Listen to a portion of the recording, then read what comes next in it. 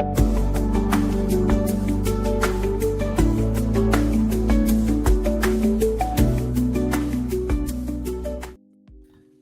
and welcome to episode 126 of the Take a Poll podcast with Andy Cummins and Declan Carroll, and we are joined tonight as well by Luke Keena, who sometimes is known as the Super Sub, but we thought he was so super that he should just join us tonight for day two of Navan. I'll start with the guest then. How are you, Lukey? Oh, good. Like Ollie Gunnar Solskjaer there. Have to start the odd game. Yeah, that's it. Bring him in. And we'd be due a rest now. We'd be like Pepper or Jurgen Klopp at this stage complaining about fixture pile-up. This is our fourth podcast of the week. Probably on fumes. Deck, how are things with you? All good? Yeah, we've got a couple of reminders now. The coat's actually getting sore. The voice should be back in the hospital again. I was not to be doing it. Yeah, I had to get the blindfold spun around and put into the room here. Unfortunately, before this all started.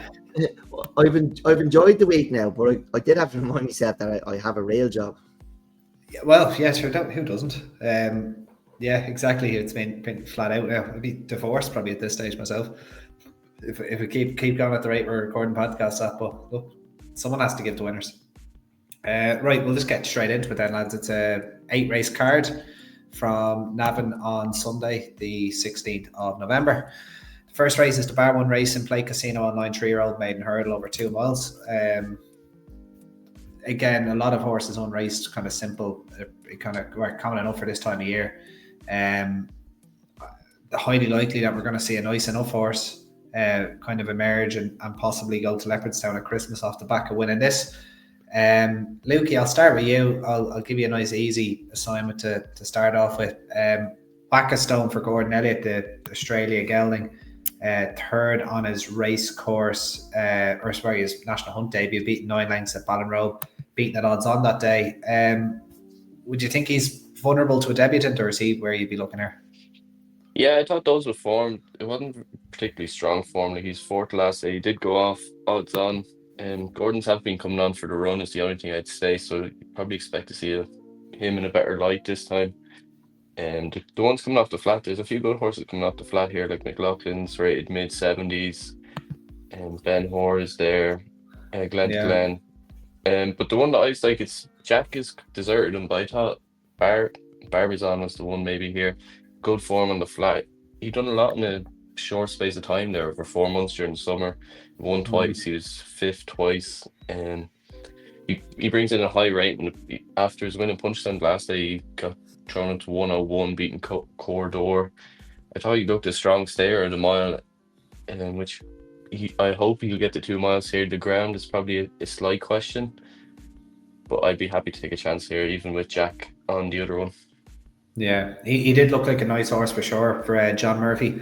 As you said, winning twice. The one kind of fear I'd have of him, seeing the tongue tie going on first time with the heavy ground is always a little bit. Yeah. But anyway, he is definitely one to keep a look at. And Glen to Glen, another one you mentioned there, a winner at sprint distances at 2. I think he's 6 furlong winner at 2. And I think he's won at 7 as well. Obviously not a slow horse, but it'd be interesting to see if he can jump it. Probably a suspect stayer even at the minimum trip in this ground, but an interesting runner nonetheless. Dak, who do you come down on here? Yeah, it doesn't look as deep a renewal as we've seen the last couple of years, but I'd imagine if something wins it from one of the bigger stables, it'll go. Everyone will be tipping her up now, saying watch this for the Fred Winter. The race was won by Total Luck last year, and Calaconte actually won it the year before, I think.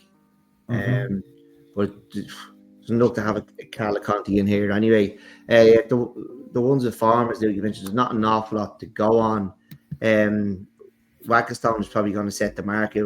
He was disappointing at Ballinrobe. The winner did win yesterday at Punchestown, the 3-year-old hurdle, but that was a bit of a surprise. Seacog was the one I was looking at, staying on for at Verdi House earlier on this month. I'll Be Handy was actually second. He was second also in that race yesterday at Punchestown. But look, it's not a race I'm going to be getting too heavily involved in. But Seacog might be a bit of value because I'm not sure the bigger stables have anything too nice in here either. Yeah, it's it's a race that could be susceptible to being won by a horse at a big price. The one I'd nearly take a chance on, but again, you'd want to see the market speaking in his favour, is Manila Boss for Oliver McKiernan. McKiernan's not really known for first time out winners. The horses do tend to come on for the run, but I did like the pedigree, being like Golden Horn out of world class, who was a Galileo mare, who's produced some middle distance horses, decent enough middle distance horses, in her past as well. So I might take a chance on him based on the fact that he ran well on heavy ground at Haydock, and he is by Golden Horn, who he's produced the likes of Golden Ace and a few very good hurdlers as well. So he might be bred for the job, despite obviously being out of a Galileo mare who's produced decent enough flat horses. I'd take maybe keep an eye on him, see what price he's at the market. I'd say he opened a big price, but I wouldn't be surprised if he took to the game quite well. The 12:17, the Irish Stallion Farms EBF Mares Maiden Hurdle is next up. Again, it's over 2 miles. I'll come to you here, Dec, first. We've got a full field here of 22. This looks warm enough as well. I'd say there's a few nice prospects in here. Which one kind of caught your eye the most? Oh yeah, it Flash Away caught my eye now when when she was coming home nicely at Gowran, was it? It was Cork, I think, wasn't it? Oh, it was Cork. Look, we talked in depth about Flash Away on Monday evening, and Abby Fitzgibbon is jocked up again. The girl who rode her that day, but she just kept her together and looked after her coming home. She took a blow and ran on quite well. She was actually well punted overnight on Monday before it was called off. Nap at the top. Just nap at the top, yeah. But this, you're right, Andy, this is a deeper race. Much deeper. Yeah, you have nice horses in here. Like Champagne Venture was behind Bambino Fever at Punchestown last New Year's Eve, and she bumped into Aquaforce in February. You might remember we watched that race, Luke, in the Old Town House. Yeah. She absolutely bolted up by about 60 lengths. She ran in the champion bumper and she finished last, but it's definitely one I'm looking forward to seeing again. Anyway, Riska Bahia. Riska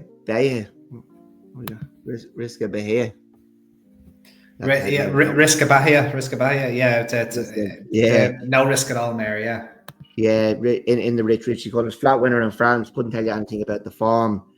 Salsinha won a bumper quite easily at Cork, but that was back in July, and you'd worry about how deep that is. Look, Switch from Diesel is the one that sets the standard here. She's been keeping really good company. She's been, handled really well by Ross O'Sullivan. I'm led to believe she can jump. She won on the flat. She won a maiden on the flat this month. She's a really, really nice horse. I am a little bit concerned when they spend too much time in bumpers, though. Like, are they going to be vulnerable to an improver? But look, I believe she can jump, and she's definitely the one to be here. But Flashaway is probably going to be the most interesting horse in the race, and I wonder how much ability she has as well. Yeah, it's Flashaway will have races in her. There's absolutely no doubt about that. Probably not this one though, unless she was to really take to this heavy ground more so than anything else in the field. Are you suggesting she may be tenderly handled again? I don't know. I don't know how good she could be. I think she'll be, when she gets one win, and when she gets one in the win column. I don't know when it'll stop, but we'll put it that way. Gabby may be taking a pull, turning in. Well, we'll see. What are you suggesting there, Dec? No, look, the horse took a blow the last day, and she just held it together. Came home nice enough. She just ran on again. I only read the stewards report. The event was delayed, Luke. It's all there.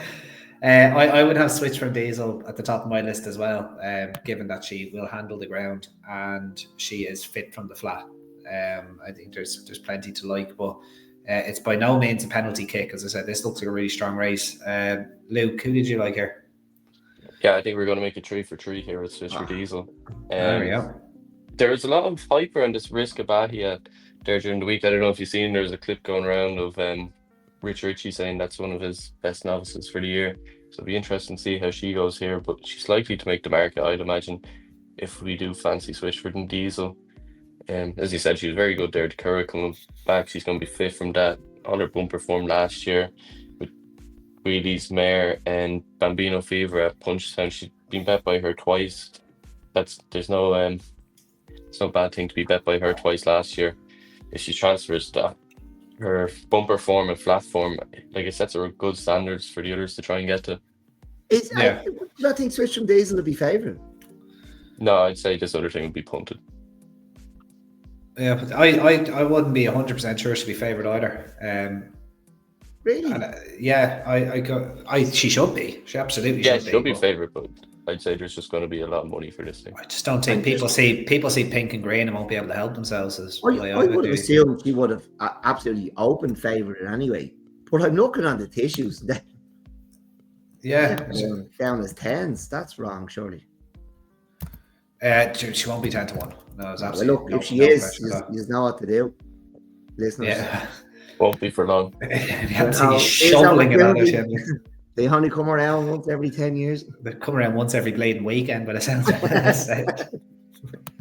Right, moving on. The 12:47, the Quail come McQuillia. We'll go with McQuillia. GAA Kells Day at the races handicap hurdle. I really need to brush up on my Irish. What? Colin Kill? Colin McQuill. Colin McQuill. I think might have a typo in there. I don't know. But I don't wear my glasses as well. That's probably it's because you're a Protestant, Andy. You went to private school. Colin Killer. Oh yeah, I can see it now. I can see it. Yeah, better. Yeah, I probably am. Yeah. Right, the 12:47. It's a not to 100.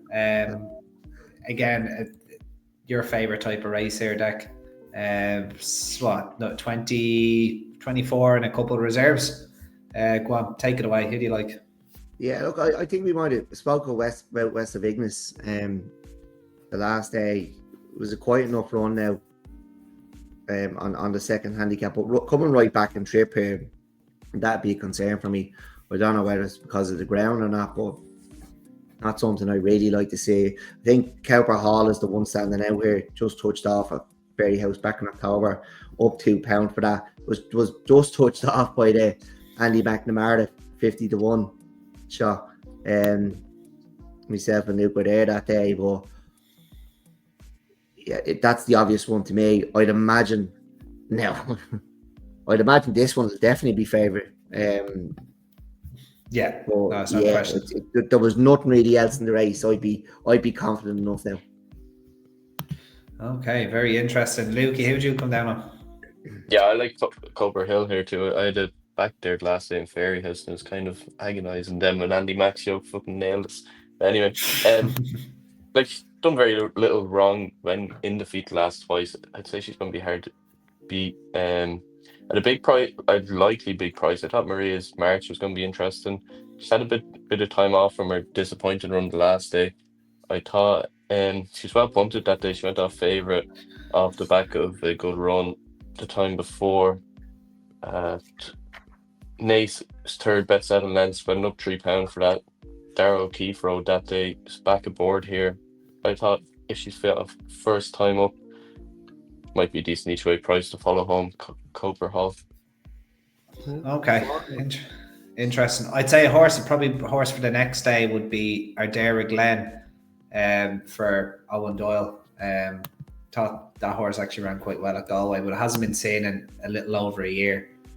So I'd imagine he's going to need this run badly. But ran a nice enough race last time out. And maybe this one blows away the cobwebs and Deck's style goes up in trip. Maybe takes 2 runs and we see him at Christmas time. Who knows?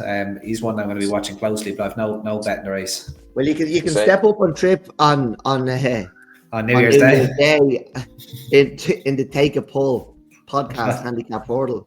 Trainers, get your horses ready. We want to see something filthy. Something backed off the boards. Right, the John Lynch Carpets and Flooring Monksfield Novice Hurdle is next to grade 3. Luke, you were talking about this one offline that these are all going to be withdrawn. And you're probably not wrong because we spoke about half of these on Tap 125 Deck. I'll sort that. Magic's Hill, the Flying King,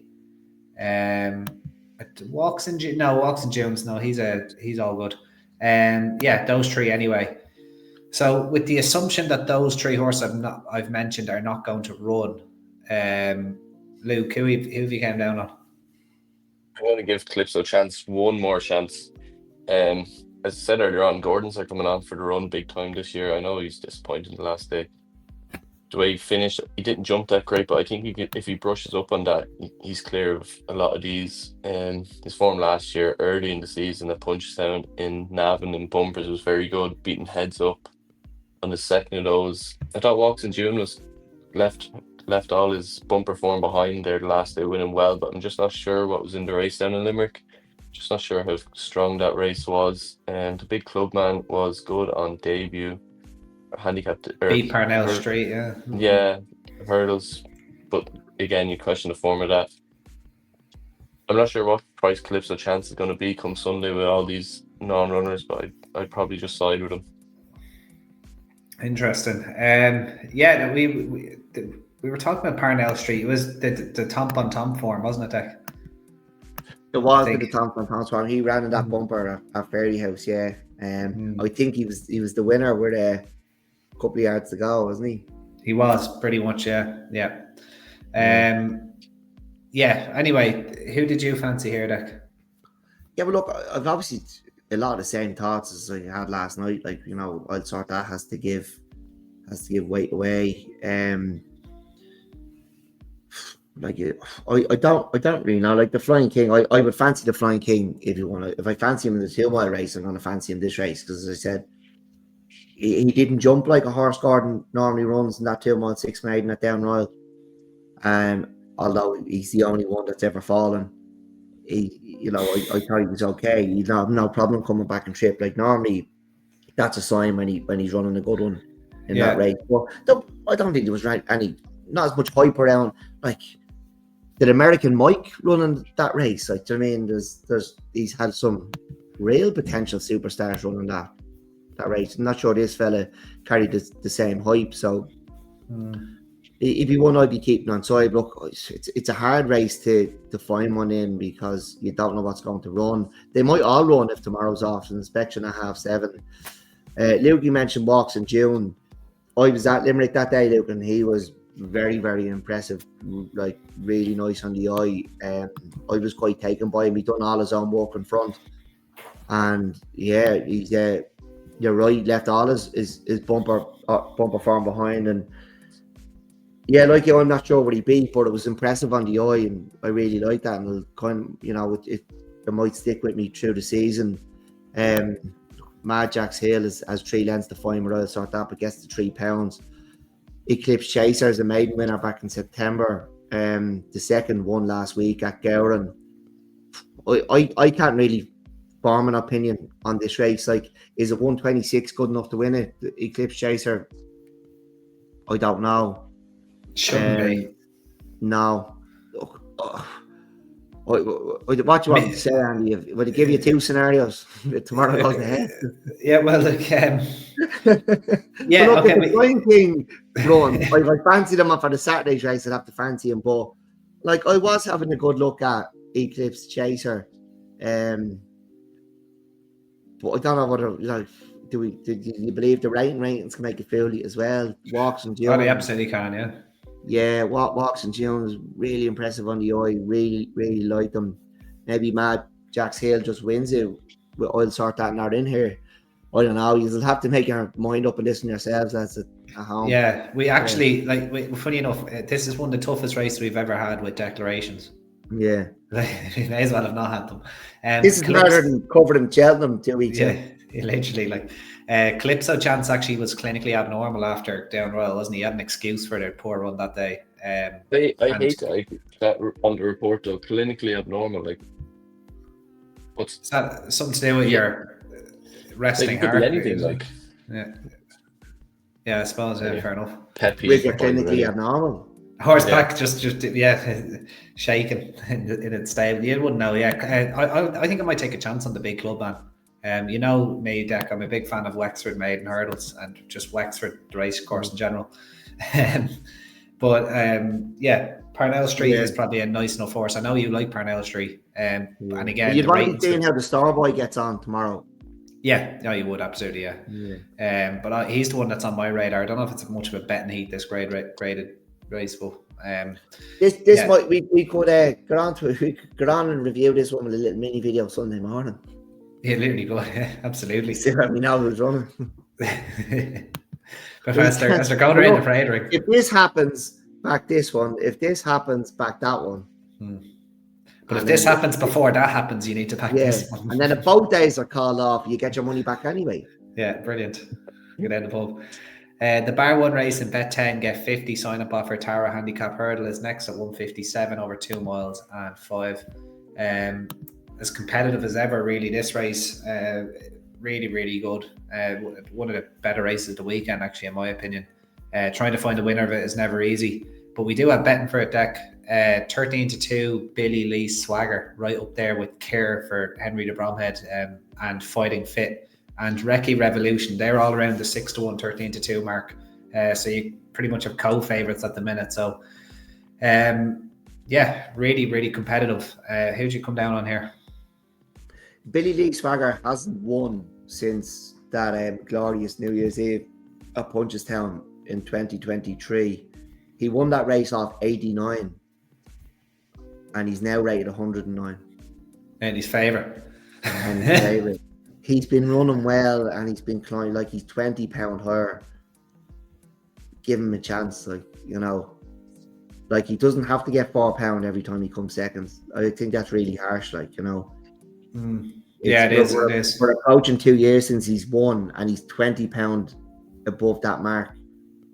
Like, owners get into racing to win, not to go, oh, shit. Enjoyed that coming second again, give us another 4 pound there. Like, you know, horses are expensive.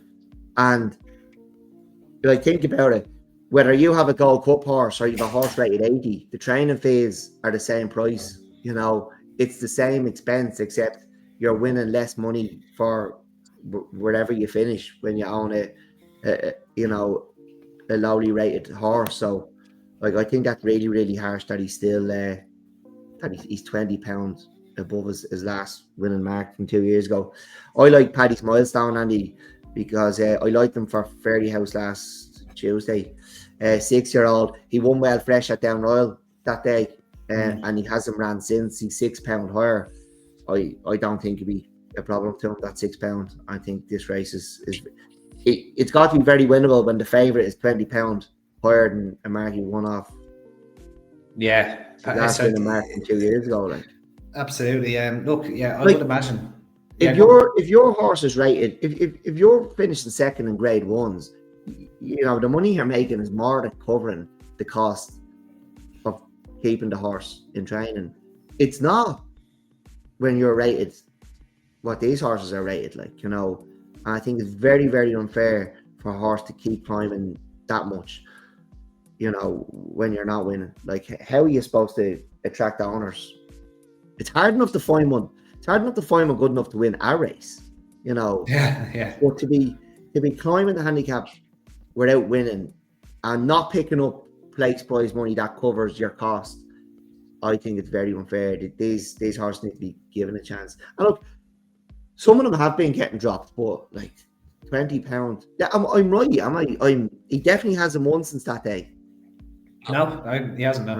No, I think that's harsh. Yeah, it is relatively harsh. One horse I thought that was kind of coming down to weights and might have a chance at a big enough price was Annie Road, who could be debuting he will be debuting for Andrew Slattery. Has a bit of heavy ground form from when he was a younger horseman at Clonmel in 2023. And then in, you know, good form at Naas as well in February of last year. It's probably a little bit of a leap of faith, but I wouldn't be surprised if maybe a switch of stables just freshen him up and he could go quite well. Lukey, who do you come down on here? I thought this was tricky now. Like, Reiki Revolution took plenty of time to get it off the board, but was impressive the last day. Probably wasn't much of a race. Kerr was good. Looks to be a horse on the up, only a 5-year-old. But I said I'd take a chance. I'm going to take 2 here and be greedy at big prices. And sure, we won't be laughing when they come 1-2 anyway. One Big Boom was the first one. It's getting down to a nice mark there. He's only £2 above his last winning mark last year. He had in different forms since. Most of it was on a quicker ground. He returns to a bit slower ground here on Sunday. All going well. We'll be on. And I thought if he could recapture his old form, he'd have a chance there at a big price. And at a bigger price again was A class for John Flavin. For a 7-year-old, like, he's still fairly lightly raced and he's been hitting the bar a few times this season. He didn't quite see out to 3 miles last time over fence at Fairy House. I think back down at Trips, they finished lower ground here, around 25-1. I thought I'd take a chance on him. He's another one who got absolutely murdered by the handicapper last January when he like, for small connections, and I think a couple of lads actually listening to us now and again, but like, he got murdered, and like that's a syndicate, and they weren't good enough on the day, and I think they got 4 or 5 pounds for coming seconds. It might have been on Toyesi's it was a Gowan, yeah. It's not fair, you know. How are you supposed to attract owners into racing? And like, as I said, you know, whether you have a Gold Cup horse or a horse rated 90, the training fees are the same, like, you know. You know, you're not paying. Well, look, I know different trainers charge different amounts, but let's say there's 2 of them with the one trainer. You're paying the same amount for both horses, except for you know, if you're running into the money in grade 1s, you're going to cover yourself. You're not down at this level, and you know, particularly small connections should be given a better chance than that. Like, if you've never had a winner before, like I can, like, if it's JP or something and they're taking the piss, you know, fine, like, do you know what I mean? But like, say one syndicate, their first ever horse, and you're getting absolutely murdered for not being good enough to win. You shouldn't be getting 4 or 5 pounds, and then coming second again, and you ain't getting, like, you have no chance of winning. These horses are only so good. So well, they're £6 wrong to boot as well in this one, so it's going to be a difficult enough assignment for them, but all the best, all the power to them. Hopefully he runs well. The 232 then is the Troytown, the bar 1 race in Troytown handicap chase, 3 miles. This is a tasty old handicap chase. It always is, but this year in particular, it looks pretty strong. Queen of Bourbon right up the top, 3rd in the Irish National despite not really jumping a twig. And then, yeah, you've got kind of all the usual suspects in here that from kind of previous seasons. And then you've got the novice Will the Wise, who I think is going to be he's disputing favouritism right now with Queen of Bourbon. Lukey, I'll come to you first for the Troytown. Really, really good renewal this, I think. Who's your fancy? Yeah, it's good renewal, and there's some classy horses in there, as you said, with Kate of Bourbon, and even Answer to Cave, although I just think he might struggle to see out 3 miles. Yeah, big field, like Dunboyne coming back to Navan, have his chance. He won March last year over hurdles doing handstands. But the one that I fell down on was A Spur of the Moment. He's been progressing nicely through the ranks this year. He had a few runs over shorter, and I was actually surprised when he won he had the pace to win a Galway that day over 2-2. Like, he ran a cracker in the Munster National behind 2 horses returning to form off good marks. He probably just paid for going a bit early, leading turn in. He was probably just a bit vulnerable to a closer, and the 2 of them went by him. Heavy ground, 3 miles. I think this ideal for him, like at Gorn last year when he won, it was bottomless. I think he'd have a right chance here. And the one right down the bottom, I know he's a few pounds wrong. Beaufort scale ran well at Cheltenham the last day. He has nothing on his back there, 9-7. He's still relatively lightly raced over fences at 5 runs. He's been second twice. It was a good run at Cheltenham the last day. I know this is competitive, but with nothing on his back, he'd go well each way there, 20-1-ish. I think A Sport at the moment actually won that handicap hurdle that A class was second in. Yeah, he did. Yeah. And there you are. Look where he is now, and the boy is still in limbo. Can't get a win. Like, we should get the handicapper on. We should have Monday nights with the handicapper. Do you remember the program on at the races Yeah, with the handicapper? they used to get Phil Smith on. Yeah, Yeah, that used to be great. it was. Yeah, might bring it back. See if we get it sanctioned. Right, who do you like here, Dak, in the Troytown?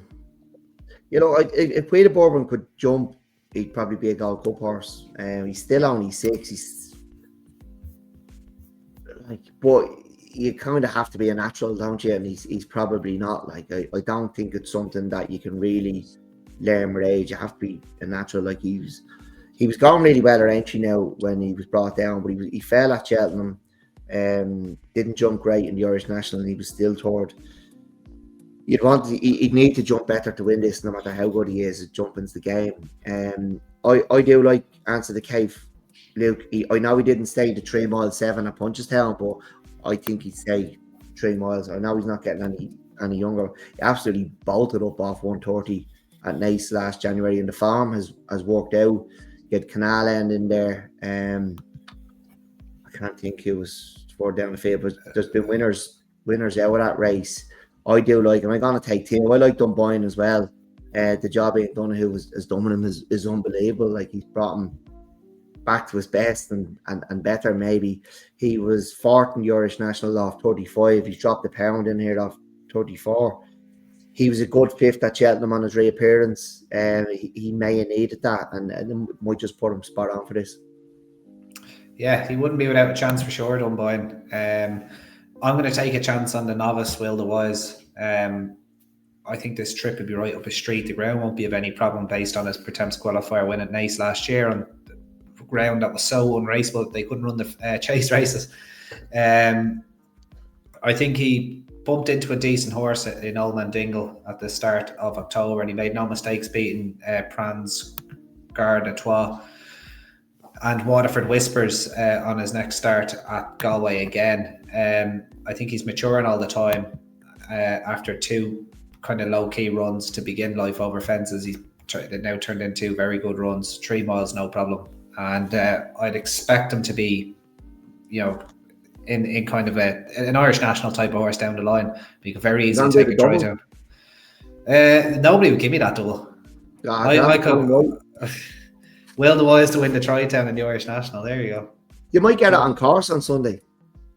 You actually could, yeah. You probably could, actually. In fairness, 136. Well, he'd probably want to be getting £10 though, at least, wouldn't he?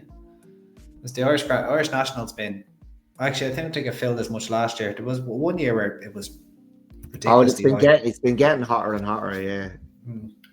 Yeah, it didn't feel when Penn Trapples won it, I don't think, because no, it didn't. This week. Oh yeah, that was I remember that was a nightmare. Yeah, to give a refund to people. I do. I think Will the Wise could actually end up a graded chaser, to be honest with you. I still think there's plenty of time for him, and I think he's nicely weighted there off 136. Right, on to the 307, the Race and Stay Irish EBF Beginners Chase, another a race that everyone's going to be talking about and dying to back something for March after it crosses the line. Really deep field at 13.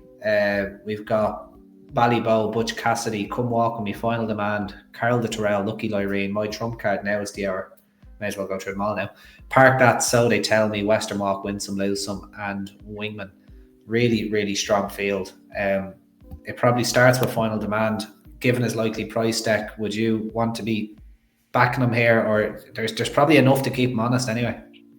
Yeah, there is. It's probably not going to be much of a betting race for me. Like, it's a race you want to tape this now and watch it back a few times. I'm not fully convinced by Final Demand. He hasn't done loads wrong either, has he? Like, he won like a really good horse at Limerick last year. He won at Leopardstown. He was not beaten far at Cheltenham, and then he won at Punchestown. Like, when you talk through his form, I'm probably a bit harsh on him. Like, he probably has a more solid profile than Kopek the Board. Like, he wasn't beaten far at Cheltenham. The horse who finished ahead of him was favourite for the champion hurdle. That's what people think of that race.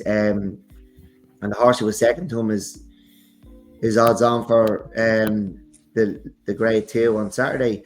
Look, Butch Cassidy, I think, has a lot to prove to us, Andy, after disgracing himself.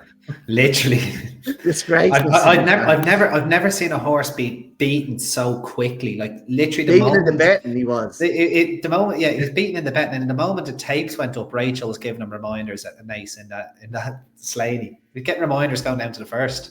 Oh, stop! Come walk with me, and you're a big fan, and he's a horse with loads of ability. You'd be just running now.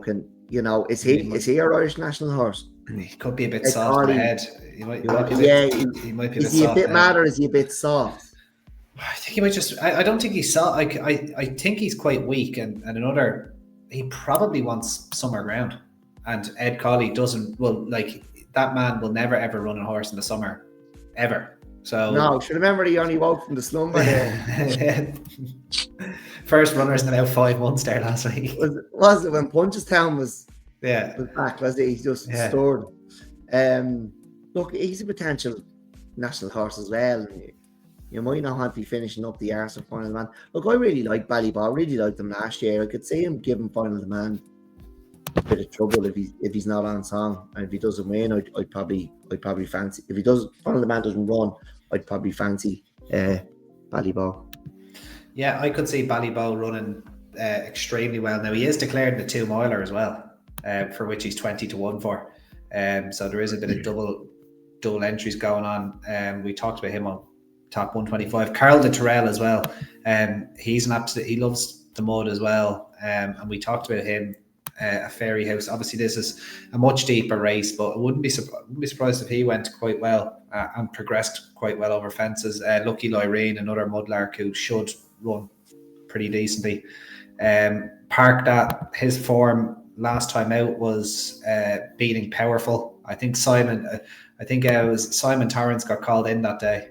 And given the way Powerful finished off his race there at Punchestown the other day, I feel like Simon Torrance might have beaten those allegations, because that horse Powerful, I think, is a bit of a rogue. Anyway, Wingman in there as well, probably worth chatting about too. Luke, who's your fancy here? Do you think it's Final Demands to lose, or would you be backing it to follow him home? Final Demands to lose here. Like what he done last year, I know that's in. He's probably a hard horse to really get behind.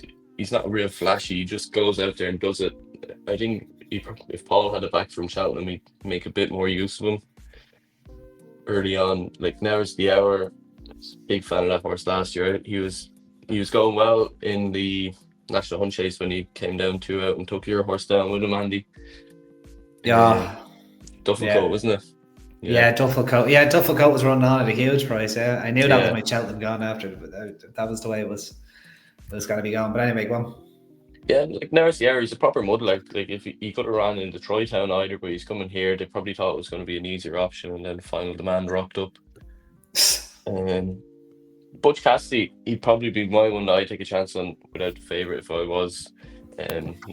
He's very impressive the first day, and as you said, he disgraced himself the second day. But there's more life in him at Navan. I think Carrot Counter is a decent animal that he finished behind. I think he's going to be a lot better for going over fences. He's only 5. I think there's a bit of upside to him going over fences this year. If I had to pick something without favourite, it'd probably be him. Yeah, on this ground and given his likely price, I think I'm going to back Carl de Terrell to follow home the favourite. I'm going to back him each way as well, just in case Final Demand jumps like a snooker table. You just never know. I know he's won a point, but you never know. And then Jack, you were with Ballybow if he decides to not run on Saturday, is it? Look, as I was talking to his form Final Demand, it is actually solid. And Luke said he's not very flash. He was fairly flash now at Limerick and Leopardstown. But were they not kind of grinding it out? I thought he could have bounded away. He just ran away from them. Yeah, he does have that kind of, like, you don't think he has a turn of foot, but like he does just. He just. Oh, you don't know, lads. He ran away from them at Leopardstown. Are you saying it was just he was just slowly quickening and slowly. It looked to me like he just like both were bloodless. Like they weren't like you never for one moment that Leopardstown thought he was in trouble.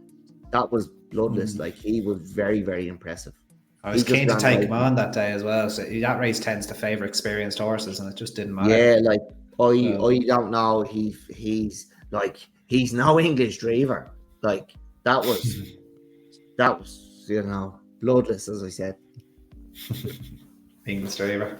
Didn't think he was going to get a mention tonight, but anyway, especially when we're talking about a beginner's chase. But anyway, perfect. 342. We'll move on. The Coolmore NH Sawyers, Hurricane Lane, Irish EBF Mares, Irish National Hunt Flat Race listed 2 miles. And the dogs are barking about one, Luke. That's usually what you say about one, isn't it?